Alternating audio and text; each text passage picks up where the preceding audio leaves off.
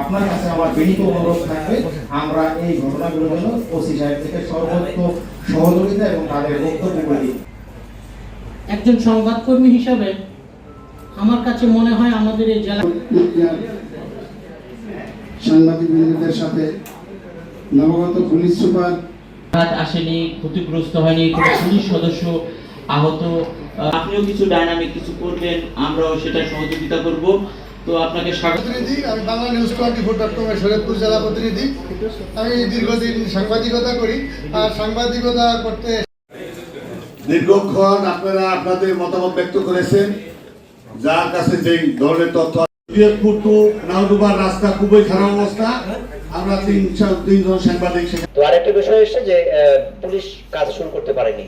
তো আসলে বড় একটা বাংলাদেশ পুলিশের উপর বড় ধরনের একটা দুর্যোগ গেছে আমি বলবো, যে পুলিশের বিভিন্ন থানা থেকে অস্ত্র লুট হয়েছে, তারপর বিভিন্ন স্থাপনায় অগ্নিসংযোগ হয়েছে, পুলিশ সদস্য মৃত্যুবরণ করেছে। তো একটা ট্রমাটাইজ, আমরা তো মানুষ, মানে সবার আগে কিন্তু আমরা মানুষ আর কি, আমরা একটা বাহিনীর অবশ্যই, বা তার আগে কিন্তু আমাদের একটা মানুষ। তো আমরাও যে ট্রমাটাইজ হয়ে গেছি অনেকেই। তো সেই ট্রমাটাইজ অবস্থা থেকে যাতে আমরা উত্তরণ করে আবার নিজেদের স্বাভাবিক কর্মকাণ্ড করতে পারি, সেই বিষয়ে কিন্তু আমরা সবসময় সচেতন আছি। এবং আমি কিন্তু এসে আমাদের যারা ভারপ্রাপ্ত কর্মকর্তা আছেন ওদেরকে বলেছি আপনাদেরকে কাজে নামতে হবে, জনমানুষের সেবা করতে হবে এবং গণমুখী পুলিশিং করতে হবে।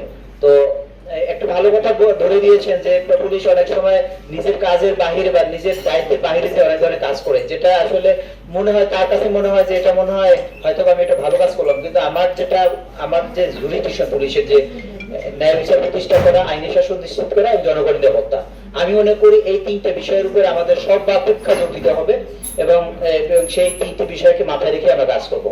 একই সাথে আমরা মানবিক কর্মকাণ্ড করবো, কিন্তু সেটা আমার মূল কাজের মানে ক্ষতিগ্রস্ত করে নয়, অথবা মূল কাজকে বাদ দিয়ে নয়।